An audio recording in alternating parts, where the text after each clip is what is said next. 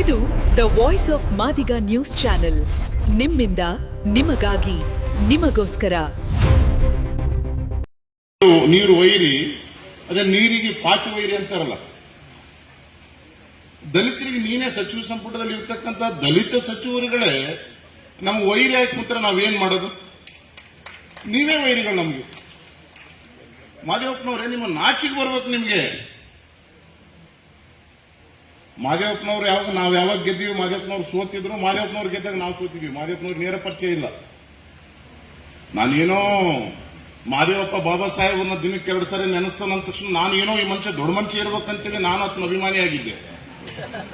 ನನಗನ್ನಿಸ್ತದೆ ಈಗ ಇವತ್ತು ಮಾದೇವಪ್ಪನವ್ರು ನೋಡಿದ್ರೆ ಸಿಕ್ಕರು ಒಂದೇಟ್ ಮುಖ ಕೊಡಿಬೇಕು ಅಂತ ಅನಿಸ್ತು. ಮಾಡಬಾರದು. ಯಾರು ಕೂಡ ಇವತ್ತು ಸದನದಲ್ಲಿ ಇರ್ತಕ್ಕಂಥ ನಮ್ಮ ಪ್ರತಿನಿಧಿಗಳು ಯಾರಿದ್ರು, ಯಾವುದೇ ಪಕ್ಷದಲ್ಲಿ ಇರಲಿ, ನಮ್ಮ ಪ್ರತಿನಿಧಿಗಳು ನಮ್ಮ ಕೆಲಸ ಏನಂದ್ರೆ ಶೋಷಿತ ಸಮುದಾಯಗಳ ಹಕ್ಕನ್ನ ಕಾಪಾಡತಕ್ಕಂಥದ್ದು ನಮ್ಮ ಜವಾಬ್ದಾರಿ. ಇರ್ತಕ್ಕಂಥವ್ರ ಇತಿಹಾಸ ಉಳಿಬೇಕು. ಈಗ ನೋಡ್ರಿ, ಮಹಾತ್ಮ ಗಾಂಧಿ ಗುಂಡಿಕ್ಕು ಕೊಂದ್ರು ಕೂಡ ಮಹಾತ್ಮ ಗಾಂಧಿ ಇತಿಹಾಸದಲ್ಲಿ ಉಳಿದಿದ್ದಾರೆ.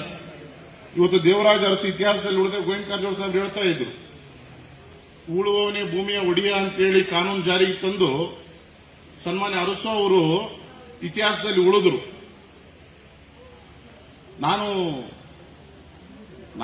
ನಾನು ಸ್ವಲ್ಪ ದಿನದಿಂದ ಸಿದ್ದರಾಮಯ್ಯನ ಅಭಿಮಾನಿನಿ. ಆದ್ರೆ ಏನಾಗಿ ಇದೆಲ್ಲ ನೋಡಿದರೆ ನಾನು ಸಿದ್ದರಾಮಯ್ಯ ಸಾಹೇಬ್ರ ಬಗ್ಗೆ ಬಹಳ ಹೆಮ್ಮೆ ಇತ್ತು. ಯಾಕಂದ್ರೆ ಮಾತು ಎತ್ತಿದ್ರೆ ಕಾರಜೋಳ ಸಾಹೇಬ್ರೆ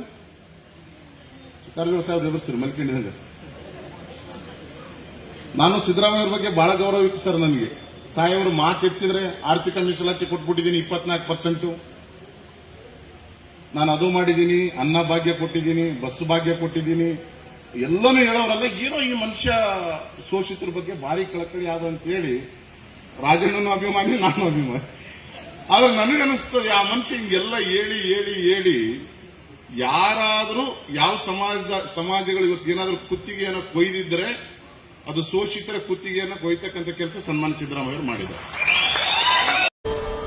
ದ ವಾಯ್ಸ್ ಆಫ್ ಮಾದಿಗ, ನಿಮ್ಮಿಂದ ನಿಮಗಾಗಿ, ಸತ್ಯದ ಪರವಾಗಿ, ಸಮಾನತೆಯ ಹಾದಿಯಲ್ಲಿ.